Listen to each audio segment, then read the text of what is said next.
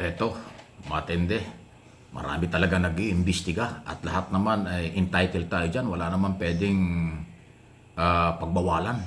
Lalo na ho pagka pera ng bayan, paglilingkod sa bayan, at kapakanan ng bayan, taong bayan, ang dapat na malaman ng publiko. Ito ngayon ang lumalabas. Hindi lang pala si Escudero ang tumanggap ng donasyon, pati pala si Villanueva at iba pang mga senador sa kasalukuyan ang tumanggap din ng mga donasyon sa mga kontraktor kapag ka-eleksyon. Ito yung report, oh. So, sir, kino-confirm nyo na nag-donate siya ng 30 million? Yes, nasa records yun. Mismong si SP Cheese Escudero ang umamin na donor niya sa kanyang senatorial bid noong 2022, si Lawrence Lubiano, ang presidente ng Centerways Construction na isa sa mga kontratista ng flood control project. Ilang araw lang bago ang sona ni PBBM nitong Hulyo, magkasama sina SP Cheese at Lubiano sa inaugurasyon ng bagong gusali ng College of Business Management ng Sorsogon State University.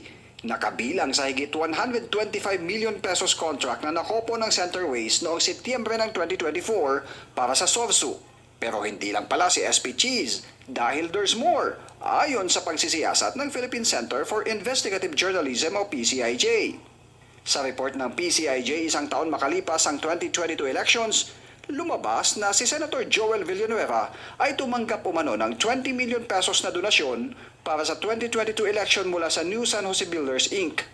Nakasaad din sa report na si Villanueva lang ang nag-iisang kandidato noong 2022 na tumanggap ng donasyon mula sa New San Jose Builders. Ang kontratista ang siyang nakakopo ng 2.147 billion peso contract para sa 19-story office ng National Housing Authority noong 2021. Nabatay sa record ng Philippine Government Electronic Procurement System ay epektibo ang kontrata mula 2021 hanggang 2025. Sa hiwalay na report ng PCIJ na pagsilip sa 2013 elections, tumanggap din umano ng donasyon si Senator Escudero ng 10 million pesos mula sa New San Jose Builders at isa pang 10 million pesos mula naman sa Tokwing Construction.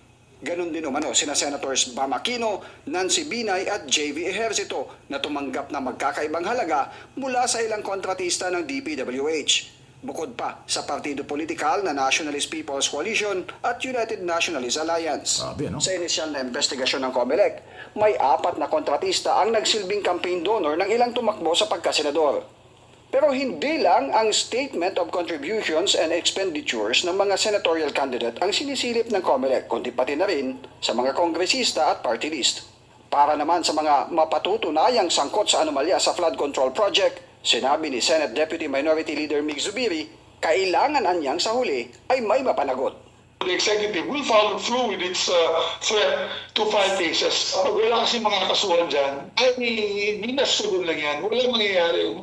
Nariyan na niya ang mga kasong graft, estafa, economic sabotage at bribery corruption na nag-aabang sa mga mapatutunayang nagsabwatang opisyal at pribadong kumpanya o individual.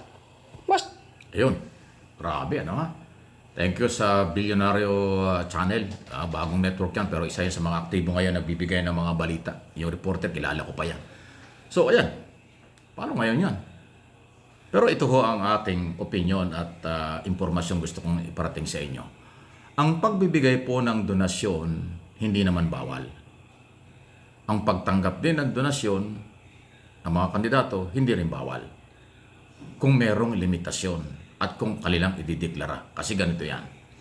Pag tumanggap ka ng donasyon, ideklara mo sa COMELEC kung magkano yung donasyon tinanggap mo at magkano ang nagastos mo sa eleksyon. Hindi pwedeng hindi dideklara yan. Bawal yan. Pag hindi mo deklara, pwede kang disqualified ng COMELEC. Ang pribadong mamamayan naman, wala namang bawal magbigay ng donasyon kasi donasyon.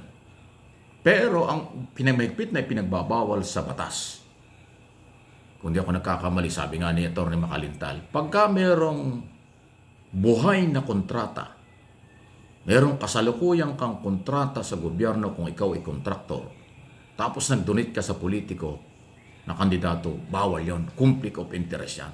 Magkakakulay yan. Kasi definitely, yung namuhunang kontraktor o negosyanteng nag-donate sa politiko, yan ay magbabawi. Yan ay may utang na loob. At doon papasok ang bawal pag umiral na ang utang na loob. Pwedeng makakuha pa ng another contract yung kontraktor. Pwede namang hindi makatanggi yung politiko kapag ka tumanggap ng donasyon. Kaya legal ang donasyon, legal ang pagtanggap, pero may mga limitasyon. At pag yung limitasyon yun ay hindi nagawa, yon ang problema.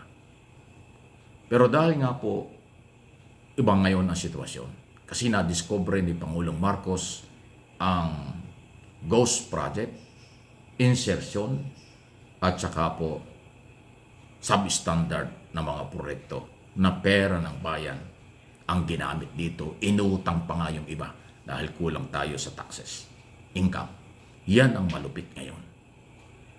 So yung pag-amin ni Escudero at mga nabanggit pang ibang politiko hindi man umamin, pero tama yan. Dapat meron hong accountability, transparency, responsibility, and accountability, especially sa mga politician, sa national government.